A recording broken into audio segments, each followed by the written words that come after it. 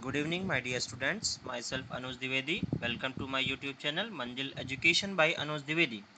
Today, I have come up with class 10 science chapter number 1 evolution. So let's start our video. First chapter is evolution. There are hundreds or lakh of species present on this earth. We have observed some of these while we have observed some of these on some others. There are several others that exist no more now. That is, they have become extinct. So इसका मतलब ये है कि हमारे यहाँ हमारे पृथ्वी पे बहुत सारे स्पीशीज बहुत सारे प्रजाति पाए जाते हैं, हजारों लाखों। हमने उन्हें देखा भी है और कहीं से सुना भी है कई बार। देर आर सेवरल अदर्स, और ऐसे बहुत सारे हैं जो आज के डेट में नहीं हैं, एग्जिस्ट नहीं करते। वो क्या हो गए हैं? एक्सटिंक्ट हो गए हैं, खत्म हो गए हैं, विलुप्त हो गए हैं। Today fossil remains are evidence of their existence long ago. आज जो फॉसिल रिमेन्स मिलता है वो एक एविडेंस का काम करता है कि ये चीज़ें पहले रही होंगी। Dinosaurs are some of the group of extinct species. तो जो डायनासोर है वो एक एक्सटिंक्ट स्पीसीज है, एक ग्रुप है एक्सटिंक्ट स्पीसीज का जो कि विलुप्त हो गई हैं, उनकी प्रजाति आज नहीं पाई जाती। You all may have heard about dinosaurs, और आप सभी ने डायनासोर्स के बारे में सुना होगा। There fossils have been found at different places on the earth, और उनकी फॉसिल्स जो हैं वो अलग अलग जगह पे पृथ्वी पे पाए गए थे। Even in India, their fossils have been found from time to time in several places in the Narbanda Valley, like Lamegat Ghat near Jabalpur. Lameta Ghat. So India में भी कहाँ पाया गया था? नर्मदा वैली के पास लमेटा घाट में, जो जबलपुर के पास है। उनके फॉसिल्स पाए गए थे समय समय जैसे जैसे बीता है, टाइम टाइम पे हमको उसका रिमेन्स मिला है। Now we know that these regions in Narmada valley were habitats of dinosaurs. इससे हमको क्या पता चलता है कि जो नर्मदा वैली के आसपास का जो एरिया है वो डायनासोर से उनका रीजन था उनका। Fossils have developed us to know that dinosaurs were of different types and present on the earth in large number from around 2000 to 600 lakh years ago। तो फॉसिल से हमें क्या पता चलता है बच्चों? कि पता ये चलता है कि बहुत सारे अलग अलग प्रकार के डायनासोर्स पृथ्वी पे रहे हैं 2000 साल से लेके 6 लाख साल पहले। अलग अलग समय पे अलग अलग प्रजाति के लोग डायनासोर्स रहे। The size of the dinosaurs range from minimum of nearly 50 centimetre to a maximum of around 40 metres. और उनकी साइज क्या थी डायनासोर्स की? 50 सेंटीमीटर से मैक्सिमम 40 मीटर्स तक। देयर वेर सेवरल टाइप्स, कुछ कार्निवोर्स थे, some herbivores, some bipeds walking on 2 legs। Bipeds का मतलब होता है दो पैरों से चलना।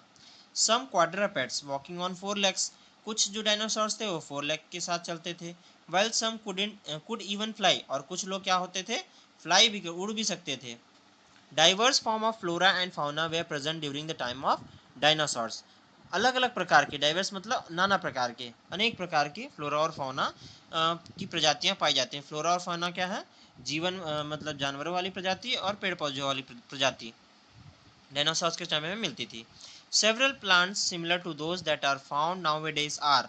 जो प्लांट्स आज की डेट में हैं वो प्लांट उस समय कौन कौन से पाए जाते थे? उस समय ये पाए जाते थे आपके एल्गी है, फर्न है, मॉस है, साइकेट्स है, गिंकगो है। और एनिमल्स कैसे पाए जाते थे? मैमल्स, जैसे कि रैट्स के जैसे दिखने वाले, रिसेंबलिंग का मतलब दिखने, उसी के जैसे दिखने वाले रैट्स है, इंसेक्ट है, सच एज कॉकरोच। ये सब भी डायनासोर्स के टाइम में presents थे, etc. were present during the time of dinosaurs.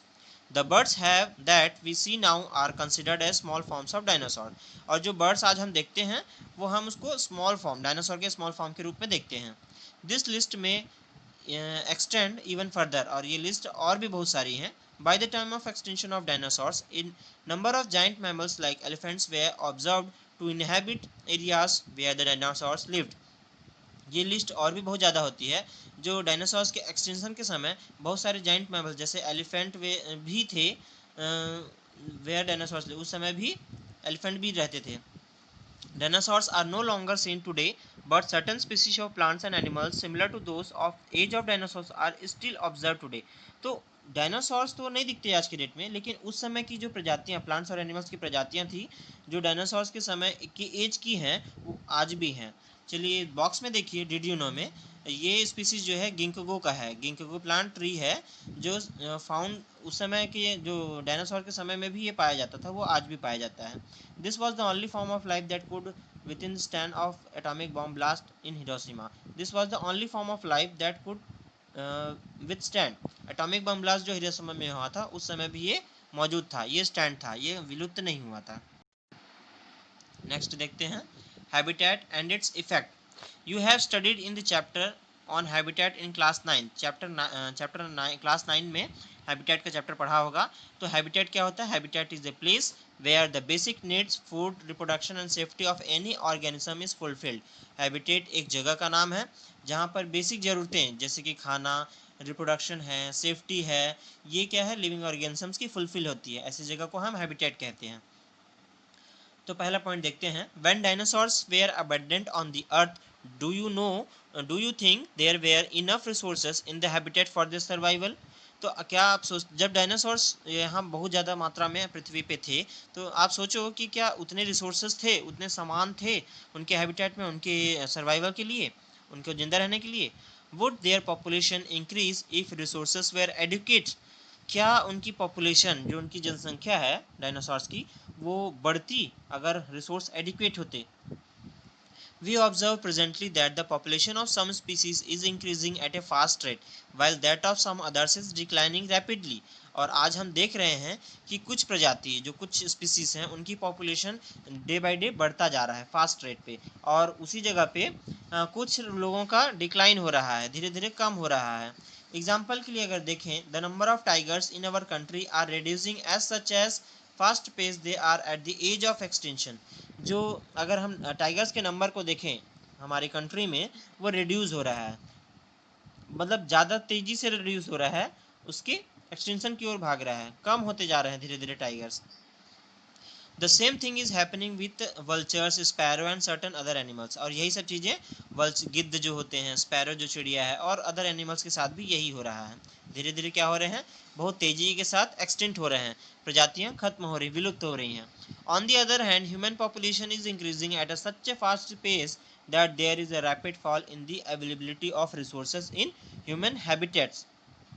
और दूसरी ओर अगर हम देखें तो इंसानों की जो प्रजाति हैं, जो इंसानों का जो पॉपुलेशन है, वो इतना तेज़ी के साथ बढ़ रहा है कि जो रिसोर्सेज, जो सामान हमको ज़िंदा रहने के लिए ज़रूरत होती है, तो वो सब चीज़ों की कमी पड़ जा रही है ना, आपको समझ आया होगा। सो नेक्स्ट क्या है, you have read about the food chain. आपने फूड चेन के बारे में पढ़ा होगा। What will happen if an organism of food chain vanishes। तो फूड चेन में अगर कोई ऑर्गेनिज्म वैनिश हो रहा है तो क्या होगा, सोचो। What do you think may be the cause of rapid declining in the number of tigers। तो आप ये सोचो कि उसका क्या कारण होगा जो रैपिड डिक्लाइन हो रहा है टाइगर्स का। Does the increase in human population have any role. क्या ह्यूमन पॉपुलेशन जो बढ़ रहा है, क्या उससे कोई उसका रोल है, कोई उसका लेना देना है। What will happen if the population of a certain species of organism increase unusually। और अगर किसी पॉपुलेशन का कुछ स्पीसीज का पॉपुलेशन का बढ़ते जाता है अनयूजुअली, बढ़ने से क्या प्रभाव पड़ेगा, ये आपको सोचना है। Is the rate of population growth of species similar to the rate of the growth of food and other abiotic resources। क्या जो पॉपुलेशन का ग्रोथ है, जो रेट है पॉपुलेशन ग्रोथ का किसी स्पीशीज का, वो दूसरे growth of food and other abiotic resources की तरह क्या सेम चल रहा है, सिमिलर है, ये आप सोचिए। We find that indeed there are certain factors that may control increasing number of organism. इसमें हम लोग एक सर्टेन फैक्टर्स होते हैं, हमने फाइंड किया है कि बहुत सारे नंबर ऑफ ऑर्गेनिजम्स में इंक्रीजिंग नंबर जो है वो कंट्रोल करता है कुछ factors. We shall take the help of graph. तो ग्राफ की मदद से हम एक एग्जांपल लेते हैं। A study conducted by back in around 1780 claimed the situation as showed in the graph. तो 1780 में एक मतलब हमें एक स्टडी कंडक्ट हुआ था, उससे हम देखते हैं कि क्या होता है सिचुएशन में। Here one graph shows the uncontrolled increase in population size while the other shows amount of available food resources for organism of a species। तो एक में फूड रिसोर्स के बारे में, जो पहला ग्राफ है 2A का, ये फर्स्ट वाला, उसमें अमाउंट ऑफ फूड रिसोर्सेज और टाइम के अनुसार दिखाया गया है। सेकेंड वाले में अनकंट्रोल्ड पॉपुलेशन ग्रोथ दिखाया गया है, पॉपुलेशन विद टाइम। ओके, इसे आप समझ सकते हैं। So study the graph and answer the following. अब ग्राफ को देखकर आप बताइए, is the rate of population growth that of food same? क्या पॉपुलेशन ग्रोथ और फूड रिसोर्स का ग्राफ सेम है? नहीं, सेम नहीं है। Which graph shows growth at A faster rate? कौन सी ग्रोथ फास्टर रेट पे दिखा रही है? नेक्स्ट है, would the amount of food resources have any effect on the growth of population? क्या जो अमाउंट ऑफ फूड है, जो मात्रा है फूड रिसोर्सेज की, उसमें कोई इफेक्ट हो सकता है रेट ऑफ पॉपुलेशन ग्रोथ पे? The graph shows that if the population of a species shows uncontrollably, then the food resources will not be able to fulfill the requirement of the population. तो graph ये दिखाता है कि अगर किसी भी species uncontrollable बढ़ती है तो फूड रिसोर्सेज बराबर मात्रा में जो रिक्वायर्ड पॉपुलेशन है, जितना पॉपुलेशन है उसकी मात्रा में वो फुलफिल नहीं कर पाएगा। In this situation, control in number of due to natural disaster or death due to conflict relate to competition for resources में occur। और इस सिचुएशन में क्या हो सकता है, जो कंट्रोल है नेचुरल डिसास्टर, कंट्रोल है ड्यू टू नेचुरल डिसास्टर और डेथ, वो कन्फ्लिक्ट होगा, लड़ाई झगड़ा होगा, कंपटीशन होगा रिसोर्स के लिए। Okay, do organism that survive have some special abilities? तो इन सब लड़ाई झगड़ों में या कुछ नेचुरल डिजास्टर्स में जिनकी डेथ नहीं होती, जो बच जाते हैं या जो सर्वाइव कर जाते हैं, क्या उनमें कुछ स्पेशल एबिलिटीज होती हैं? Does nature have any influence on the number of organisms? क्या नेचर का कोई इन्फ्लुएंस, कोई प्रभाव होता है किसी पर्टिकुलर ऑर्गेनिजम्स पे? ये सोचने का बात है।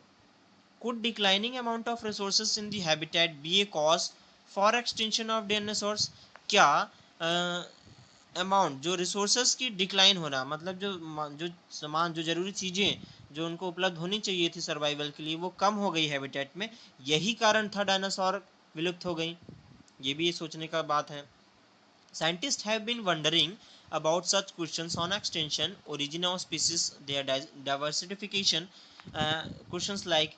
तो साइंटिस्ट बहुत सारी चीज़ों पे रिसर्च कर रहे हैं, वंडर कर रहे हैं, जैसे कि एक्सटेंशन क्यों हो रहा है, ओरिजिन कैसे हो रहा है स्पीशीज़ का, उनका डाइवर्सिफिकेशन कैसे हो रहा है, ये सब क्वेश्चंस के ऊपर वो विचार कर रहे हैं, रिसर्च कर रहे हैं।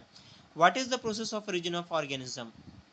तो किसी भी ओरिजिन की उत्पत्ति, ओरिजिन मतलब उत्पत्ति होता है, तो उसका प्रोसेस क्या है ऑर्गेनिज्म का, उत्पत्ति का। Were all organism in their present form placed on the earth from somewhere as such? क्या सभी जगह ऑर्गेनिजम्स जो प्रेजेंट हैं वो ऐसे ही आए हैं? और do organisms that survive on the earth change over time? या जो ऑर्गेनिजम्स बच गए हैं, सर्वाइव कर रहे हैं अर्थ में, समय समय के साथ बदलते जाते हैं? Do organisms become extinct as new form take their place? क्या ऑर्गेनिजम्स विलुप्त हो जाते हैं जब नया फॉर्म आता है उस जगह पे? तो ये सब सारे क्वेश्चंस हैं जिस पे साइंटिस्ट विचार कर रहे हैं। You have studied previously that new sales originate from pre existing cells. आपने पहले पढ़ा हुआ है पिछली क्लासेस में कि न्यू सेल जो है, जो न्यू सेल होता है वो पहले से जो बनी हुई प्री एग्जिस्टिंग सेल है, जो पहले से मौजूद सेल रहते हैं, उससे ओरिजिनेट होता है। The pre-existing cells originally been formed from certain compounds। जो pre-existing cells हैं, जिस पहले से जो मौजूद हैं, वो किससे बने हैं? कुछ certain compound से बने हुए हैं। Also that cell organized to tissues। तो सेल से टिश्यू बनता है, टिश्यू से ऑर्गन बनता है, ऑर्गन से ऑर्गन सिस्टम बनता है, और मल्टीसेलुलर फॉर्म ऑफ ऑर्गेनिज्म बनते हैं। ये तो आपको पहले से पता है। Are organisms formed from the pre-existing organisms such as cells? तो क्या कोई ऑर्गेनिज्म फॉर्म हुआ है प्री एग्जिस्टिंग ऑर्गेनिज्म से या सिर्फ सेल से? ये सोचने की बात है। A little over 200 years back eminent naturalist, 200 साल पहले एक नेचुरलिस्ट थे, साइंटिस्ट। जो नेचुरलिस्ट का मतलब होता है ऐसे साइंटिस्ट जो नेचर को स्टडी करते हैं। तो ऐसे ही एक साइंटिस्ट हैं चार्ल्स डार्विन और Alfred Russel Wellek, who were looking for answer to such questions। जो ऊपर हमने क्वेश्चन डिस्कस किए, इन सब क्वेश्चंस पे ये दोनों लोग आंसर सर्च कर रहे थे। There were course many before them as well as who tried to answer such questions in their own way। ऐसे बहुत सारे हमें चीज़ें मिली हैं जो इस प्रकार के क्वेश्चंस के आंसर वो अपने तरीके से पहले ट्राई किए हुए हैं। But these two made an extensive study of organism, और ये दोनों ने काफ़ी एक्सटेंसिव स्टडी किया इन सब चीज़ों पे, उनके रिमेन्स पे, नेचुरल कंडीशंस पे, और प्रपोज किया बहुत सारी थ्योरी साइंस में, जो कि एक रिमार्केबल चेंज है सोसाइटी पे आज तक के लिए। Let us study mainly about Darwin and his findings to how an important theory was arrived at. चलिए हम देखते हैं कि डार्विन और उनकी फाइंडिंग्स पे क्या इंपॉर्टेंट रोल है। First point is 1.1 voyage to the बीबेज and Darwin experience. Since childhood, Darwin was interested in studying and gathering information about natural phenomena, habitats of different organisms and their behavior. बचपन से ही Darwin interested थे study, किस चीज़ की study पे, information gather करने, किसी भी नेचुरल फिनोमिना के बारे में, किसी भी हैबिटेट में, कोई भी ऑर्गेनिज्म अलग अलग हैबिटेट पे रहता है उसका क्या बिहेवियर होता है, इन सब चीज़ों पे स्टडी करते थे और इन्फॉर्मेशन गैदर करते थे, इकट्ठा करते थे। He studied about diversity of living organisms and the influence of nature on the diversity. वो स्टडी किए डाइवर्सिटी ऑफ लिविंग ऑर्गेनिजम्स पे और इन्फ्लुएंस किए अलग अलग डाइवर्सिटी पे। He observation completely change the social and scientific thought of the time. उनकी जो ऑब्जर्वेशन थे वो कम्प्लीटली साइंटिफिक थॉट उस टाइम पे चेंज होते गए सोशली एंड कम्प्लीटली। नेक्स्ट है हमारा, in this year 1831, Darwin got an opportunity to travel around the world, a survey competition by the HMS Beagle। तो क्या हुआ कि 1831 में डार्विन को अपॉर्चुनिटी मिली ट्रैवल करने के लिए, वर्ल्ड टूर करने के लिए, सर्वे के लिए, एक्सपेडिशन के लिए शिप में। किसके साथ? HMS Beagle. He was to give company to the captain of the ship, और उसे क्या देना था? साथ देना था। जो कैप्टन था शिप का उसके साथ जाना था। The Beagle expedition was undertaken to map different regions in the world, explore mineral resources, study biodiversity etc. तो जो बीगल के साथ एक्सपेडिशन था, ट्रिप था, एक्सपेडिशन का मतलब ट्रिप, वो मैप के अनुसार गया, मतलब जो संसार के अलग अलग रीजन्स पे गया, मिनरल रिसोर्सेज को एक्सप्लोर किया, जानना कहाँ कौन सा रिसोर्सेज है, बायोडाइवर्सिटी को स्टडी करना, ये सब चीज़ें उनके मुद्दे थे एक्सपेडिशन के। ड्यूरिंग द वोएज, ट्रिप के, वोएज का मतलब भी ट्रिप ही होता है, that started from England and went via South America. England से स्टार्ट हुआ और साउथ अमेरिका होते हुए गया।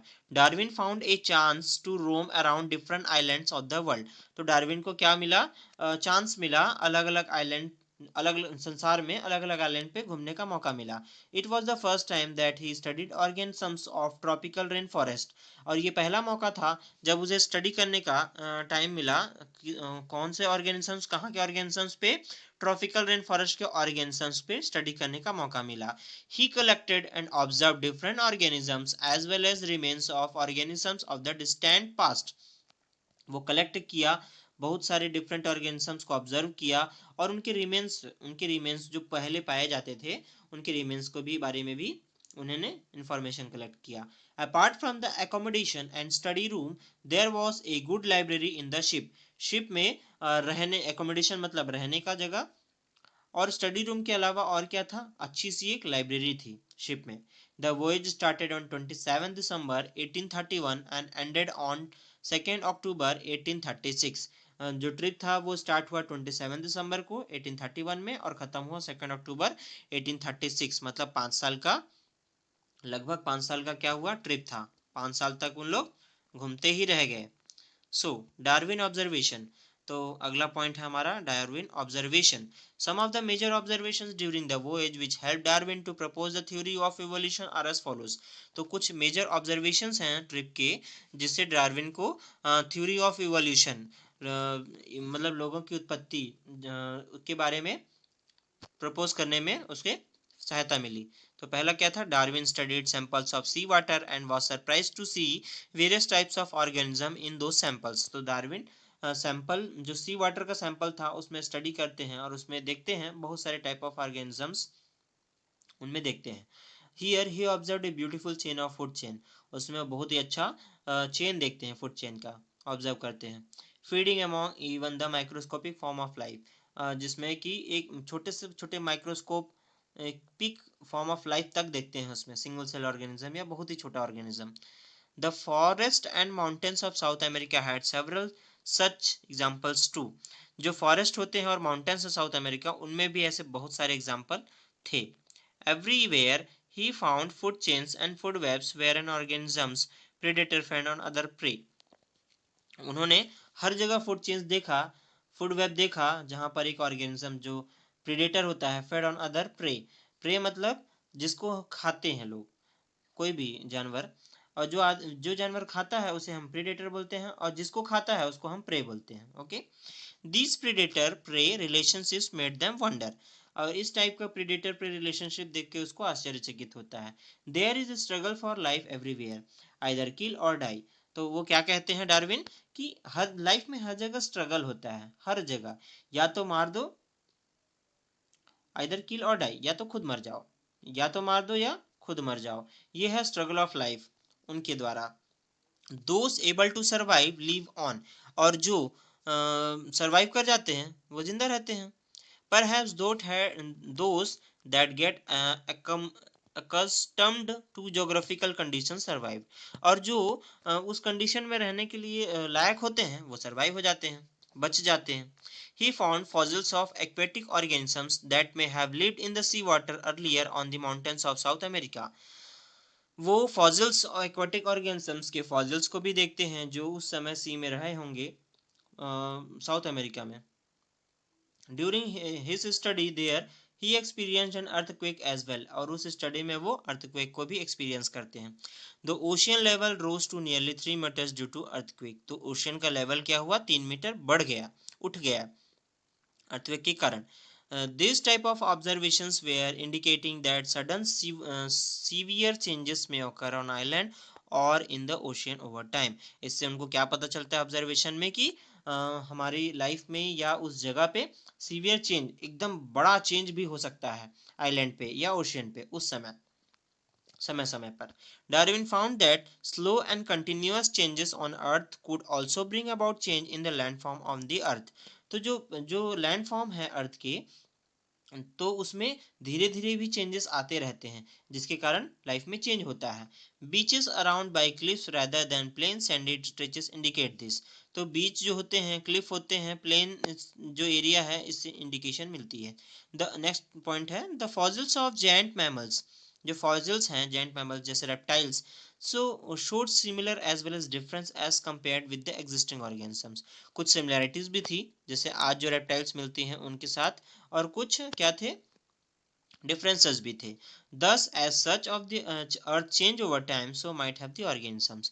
so उनका ये कहना है कि जैसे जैसे पृथ्वी में बदलाव होते गए वैसे वैसे ऑर्गेनिजम्स में भी बदलाव होते चले गए।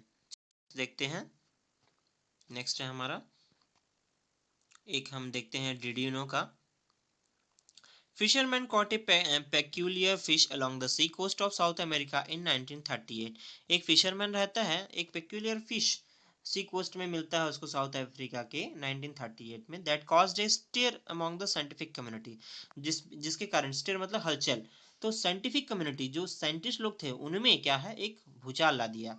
An organism that was thought to have become extinct along with the dinosaurs were found। ये ऐसा ऑर्गेनिज्म था जो लोग सोच रहे थे कि वो विलुप्त हो गया है डायनासोर के साथ, लेकिन वो पाया गया। It was believe to have undergone no changes in features which were similar to those in the period of dinosaurs and even before that. और इनमें जो फीचर्स थे उसमें कोई चेंजेस नहीं था, कोई बदलाव नहीं था। जो डायनासोर के पीरियड में जो थे, ये जो फिश थी जस की तस आज भी मौजूद थी, या जो उससे पहले भी जो इस टाइप की फिश रहती थी उस टाइप की वो आज भी है, उसमें कोई बदलाव नहीं हुआ है। इस कारण से पूरे साइंटिस्ट कम्युनिटी में हलचल मच गया। इट वॉज दस कॉल्ड एज लिविंग फॉसिल, और इसे हम क्या बोल सकते हैं, जिंदा फॉसिल। फॉसिल क्या होता है, dead remains of plants and animals. ठीक है, डेड रिमेन्स या उनका कुछ चीजें जिससे हमें पता चले कि वो कब की हैं, क्या है। It has certain features like reptiles and certain other like fishes. और इसमें क्या थी, कुछ फीचर्स रेप्टाइल्स की भी थी और कुछ फिशेस की भी थी। This was a promising missing link between the reptiles and fishes, और इससे हमें मिसिंग लिंक पता चलता है रेप्टाइल्स और फिशेस के बीच में। We now know that this population has evolved over time and it is still overgoing undergoing evolution, so it may have right to still call living fossil, इसीलिए हम इसे लिविंग फॉसिल के रूप में भी बोल सकते हैं. Some important observations of Darwin on Galapagos Island. तो कुछ इंपॉर्टेंट ऑब्जर्वेशन जो डार्विन ने कौन से आइलैंड में देखा है, गैलापागोस आइलैंड में. चलिए देखते हैं क्या है. Darwin collected fossils and several species of organisms that he found on Galapagos island. तो पहला क्या है, what do you think fossil help us study about. आप सोच रहे होंगे कि क्या सोचते हैं कि फॉसिल हमें क्या बताता है. The specimens and fossils helped him to study and compare forms of present organisms with those of the past. आज जो organisms मिलते हैं और past में जो organisms मिलते थे उनके specimen के द्वारा वो compare कर सकते हैं. For example, हम देखते हैं he observed that armadillo of past were larger in size than those of present in today. तो ये आप फिगर नंबर 6 में देखिएगा, जो ये अर्माडिल्लो है वो लार्जर साइज में था, थोड़ा बड़े साइज में था जो आज हम प्रेजेंट रहता है. Armadillos has change over time through Darwin. तो अर्माडिलोस जो है चेंज हो गया है डार्विन के अनुसार. Darwin had collected fossils of mollusks, snail, reptiles, mammals, etc. as well as specimens of existing form. उन्होंने ये सब चीज़ों को फॉसिल कलेक्ट किया. Fossils are important as they are. अब fossils का importance देखते हैं हम क्या होता है. Fossils important as often provide evidence of mutual relationship between organisms of the past and present as well as between the organisms present now. So fossils एक important evidence है, एक तथ्य है, एक साक्ष्य है, आप सबूत बोल सकते हैं म्यूचुअल रिलेशनशिप का, ऑर्गेनिजम्स का और पहले पास्ट का और प्रेजेंट का और ऑर्गेनिजम्स के बीच का, ये सब के बीच का रिलेशनशिप्स का पता करने का एक एविडेंस के रूप में भी होता है. While studying about the finches of the Galapagos Island, Darwin was simply amazed to see the variation among them. तो जो फिंचेस पाए गए थे गैलापागोस आइलैंड में, उसमें डार्विन सिंपली उनके वेरिएशन को देखकर अचंभित हो जाता है. Finches and birds. Finches are birds similar to sparrow of our country. और finches क्या हैं, birds की जैसे हैं, जैसे sparrow हमारे कंट्री में हैं उन्हीं के जैसे ही दिखते थे. Darwin has studied nearly 15 finch species. 15 finch species के बारे में वो स्टडी किए हैं. As he observed finches of different island as well as on the mainland, he found certain variation in spite of basic similarities among them. तो उनकी study में बहुत सारे similarities भी पाते हैं और differences भी पाते हैं. The variation were most prominent in the type of other beaks and coat color. तो जो वेरिएशन रहता है वो मेनली किस में रहता है, बीक के कलर पे और कोट के कलर पे रहता है. He measured the dimension of the beak and found them to be differ a lot. और सबसे ज़्यादा किस में फर्क पड़ता है, बीक पे करता है, चोंच पे. Birds wear different beaks. Birds अलग अलग बीक के रहते थे. He observed he had different food habits as well. साथ ही साथ फूड हैबिट्स भी अलग रहते हैं बहुत सारे लोगों के. While some birds ate seeds, कुछ बर्ड सीड खाते थे, कुछ फ्रूट खाते थे. Some of the finches, कुछ फिंचेस क्या होते थे, इंसेक्ट खाते थे, कुछ वॉर्म्स और कुछ नेक्टर, फ्लावर के नेक्टर जो ग्रो होता था फ्लावर पे, जो उसका रस रहता है उससे सर्वाइव करते थे. Variation in beaks appear to correspondent to the variation in types of food resources. जो वेरिएशन था जो चोंच पे, वो खाने के अवेलेबिलिटी के अनुसार चेंजेस था अलग अलग. So Darwin remarked that structural variation in beak were related to their functional variation. इससे डार्विन ने क्या कहा कि जो स्ट्रक्चर का वेरिएशन है बीक में वो किससे रिलेटेड है, फंक्शन पे, कि वो किस प्रकार का फंक्शन होता है. अलग अलग फंक्शन के लिए अलग अलग प्रकार की बीक की जरूरत पड़ती है. सो उसके अनुसार वो बदलता है. नेक्स्ट है, he was of the opinion that finches had originally flown from Ecuador, the mainland. So उनके अनुसार वो क्या है, ओरिजिनली कहाँ, इक्वाडोर से फ्लोन किए हैं to different islands of Galapagos island, कहीं बाहर से आया है. Group of finches started thriving in different environment of the island. और जो ग्रुप ऑफ फिंचेस हैं वो उस आइलैंड के उस इन्वायरमेंट के रूप में ढलते गए हैं. A group most suited in the environment evolved. Most of them could have seen such characters conducive of their survival on the island. This could only have been possible due to variation in the group of finches. और उसमें क्या है, अलग अलग group अलग अलग function के अनुसार अलग अलग वेरिएशन हुए हैं, उनके कारण वो अलग अलग इन्वायरमेंट में सर्वाइव किए वो. The development of different communities of the finches surviving on different islands of Galapagos form a community that have originally come from Ecuador, showed that varied finches originated from apparently similar group. जो French हैं prominently visible होते हैं, variation कुछ related होते हैं और कुछ उनके ओरिजिन से सेम ओरिजिन में, एक ही ओरिजिन में रिलेटेड बीक होते हैं. Such characters are type of beak in finches which has diversified structurally and functionally from the same original type called homologous character. Darwin has considered this very strong evidence for evolution. और homologous character को उन्होंने strong evidence कहा है evolution के लिए, उत्पत्ति के लिए. ओके, आप डायग्राम में देख सकते हैं. फिंचेस फीडिंग इंसेक्ट, उनकी बीक कैसे हैं. Finches feeding on fruit, finches feeding on beads, फिर उसके बाद फिंचेस फीडिंग ऑन सीड्स. इस प्रकार से आप देख सकते हैं different types of beaks of finches. इसमें आप देखिएगा. फिर the development of first different communities of finches surviving in different islands of Galapagos island from a community had originally come from, वो तो आपने पढ़ लिया already. So let's observe some characters in first in plants and then animals to find out about homologous character. अब इसमें आप homologous character plants में भी आप देख सकते हैं. सिमिलर टाइप के स्टेम होंगे, रूट होंगे, ये सब देखते हैं. You may have observed different types of stem in plants. आपने देखा होगा अलग अलग प्रकार के स्टेम होते हैं प्लांट्स में. कुछ आपको इसमें 8A में दिखाया गया है. With help of figure, your prior observation and discussion with your friend and list all this. Write the functions that you have believed stem must have having. तो स्टेम का जो भी आपका फंक्शन होगा उसे आप डिस्कस कीजिए. Take the help of your teacher or other text book and check your answer. Figure 8A shows stem of strawberry that have role in reproduction such as stolon here. Stem of passion flower have role in climbing. Potato stem tuber have mainly function of storage of food and reproduction, and stem of lemon developed into thorns. So सभी के अलग अलग function होते हैं. जैसे stem of strawberry का role है reproduction के लिए, स्टेम ऑफ पैशन फ्लावर का रोल है क्लाइंब करने के लिए, पोटैटो स्टेम का मेन फंक्शन है स्टोरेज है, फूड स्टोर करना और रिप्रोडक्शन करना, और स्टेम ऑफ लेमन का क्या है, थॉर्न्स में हो जाना, मेनली प्रोडक्टिव इन फंक्शन. ये सभी स्टेम अलग अलग हैं, डाइवर्सिफाइड बोथ स्ट्रक्चरली और functionally, but indicate the same origin as well as the system. तो इनका जो स्ट्रक्चर है, ओरिजिन है जो स्ट्रक्चर का वो सेम है बट फंक्शनली अलग है. अब आप देखिए, ये हम देख रहे हैं some homologous character in animals. Animals में देखिए होमोलोगस कैरेक्टर बर्ड का, डॉल्फिन का, डॉग का, ह्यूमन का, फ्लाइंग का, स्विमिंग का है, रन का है और कैचअप का है. इसमें अलग अलग ह्यूमंस के भी दिए हैं, सभी चीज़ें हैं. You can observe the wings of bat, flippers of dolphin, seal, fore limb of sheep, dogs as well as human and mice. इस आप 8B में देख रहे होंगे फिगर में सभी जो मैंने पहले दिखाया. All apparently have similar set of bones in them. सब में बोन्स सेम है.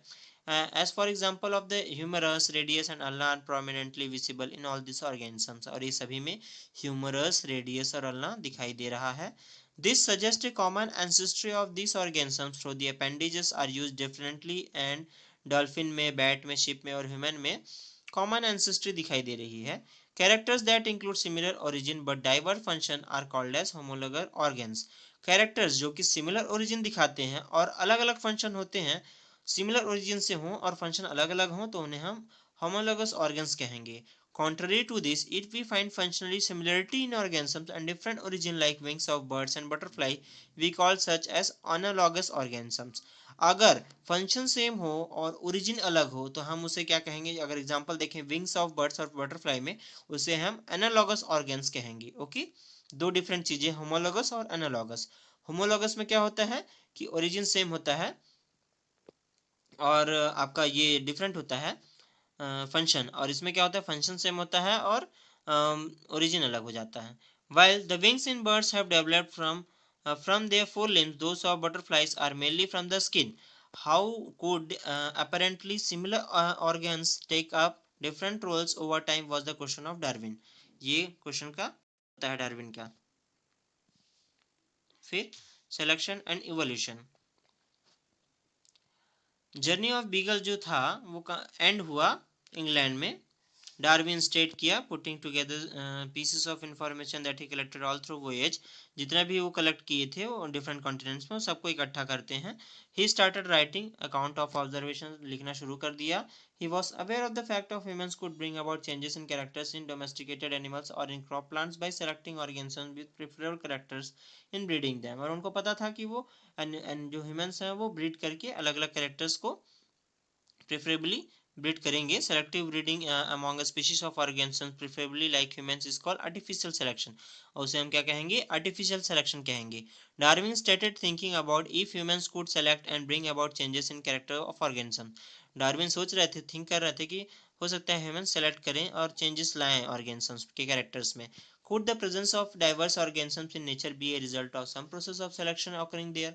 क्या जो प्रेजेंस है डाइवर्स ऑर्गेनिज्म नेचर पे वो रिजल्ट है सिलेक्शन का? व्हाट टाइप ऑफ सिलेक्शन, तो किस टाइप का सिलेक्शन है ब्रीडिंग का, ये भी वो देखते हैं. डार्विन सजेस्ट करते हैं कि प्रोसेस ऑफ जो नेचुरल सिलेक्शन है वो इंस्ट्रूमेंटल है इवोल्यूशन पे, एक फॉर्म से अदर फॉर्म में. उसी के कारण क्या होता है, resulting in diverse form of species found in nature, और इसी के कारण अलग अलग प्रजाति की नेचर में पाए जाते हैं. To understand the process of nature selection you have been need to project work. आप ये प्रोजेक्ट आप देखिए, एक्टिविटी कीजिए. नेक्स्ट हम देखते हैं. Nearly 2 decades after the voyage of Beagle, another scientist name Alfred Russel Wallace set on similar voyage from England mainly to island of.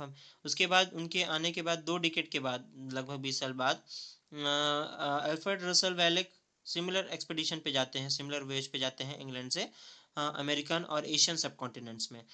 He had mainly done an extensive study on butterfly, और वो कहाँ किस पे study करते हैं, butterfly और mammals पे, इस रीजन्स पे. और सिमिलर कंक्लूजन पे आते हैं डार्विन की जैसे. Wallace also suggested that, Wallace भी सजेस्ट करते हैं कि organism evolve from pre existing organism and selective process in nature occurred spontaneously and non intentionally given rise to diverse form of species present on the earth. वो भी कहते हैं कि organism evolve हुए हैं प्री एग्जिस्टिंग ऑर्गेनिज्म से और selective process से नेचर पे, और स्पॉन्टेनियसली भी और नॉन इंटेंशनली भी, जिससे अलग अलग डिफरेंट फॉर्म्स स्पीसीज पाए गए. ओके. फिर अब हम देखते हैं theory of evolution.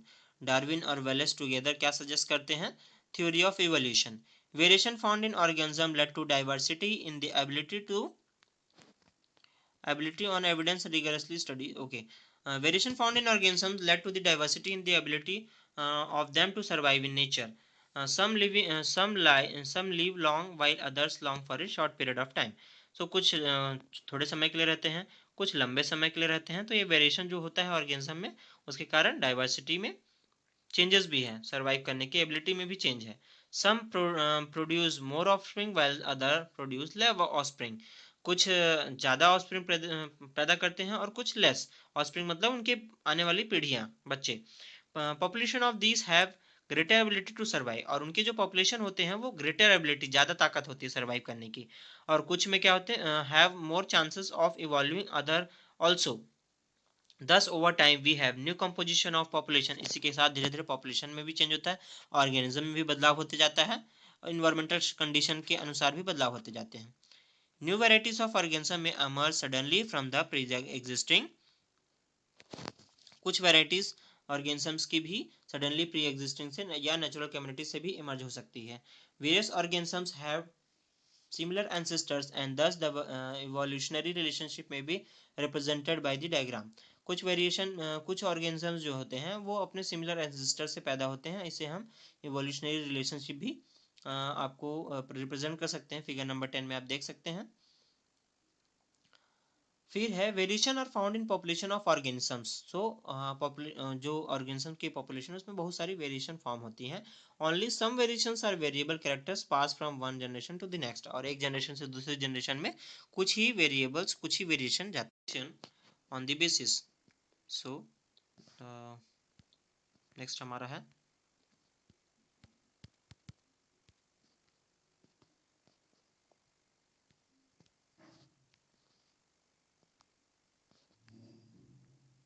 next. Our topic is what we see in the next topic. Next है हमारा, नेक्स्ट हम देखते हैं क्या आपको पता है? Do you know? Darwin had written the book on the origin of species by natural selection, ये बुक का नाम है।